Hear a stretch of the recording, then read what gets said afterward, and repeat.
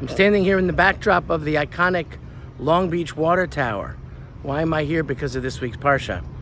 We see that Miriam, the older sister of Moshe Rabbeinu, passes away in this week's Parsha. And then right afterwards, the Jewish people have no water. We have the famous story of Moshe being told to talk to the rock, hitting the rock and being severely punished for that. And the rabbis point out that the juxtaposition, the connection between the death of Miriam and the lack of water was that the water that was in the desert for 40 years was b'schus Miriam HaTzadekas, because of Miriam, because of the righteousness of Miriam. And when she died, that fell away. The same way that the clouds of protection fell away when Aaron dies, which is also recorded in this week's Parsha, and the mun stops and ceases when Moshe Rabbeinu dies. So the people took for granted the water. We have a water tower behind us. I don't know. I assume it's not functioning anymore.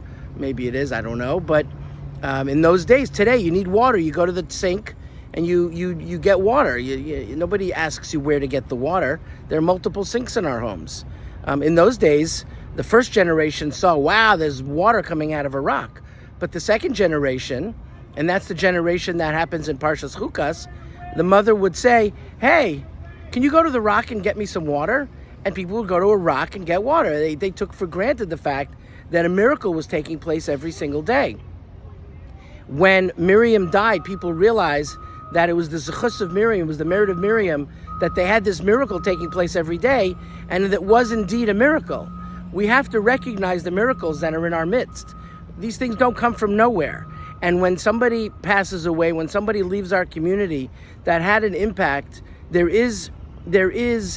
we have to recognize that something is different, something's wrong. And Bnei Yisrael realized very quickly that when Miriam died, their water dried up and they needed Moshe to act, and that unfortunately took on some negative consequences. So let's not take advantage of those things in our life, whether we think those things are natural or reoccurring.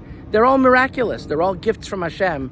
We have to recognize that. We have to recognize the tzaddikim in our lives that sustain the world, and pray for them to stay well so that we can have water and we can have the essentials, because the essentials from Hashem are indeed miraculous.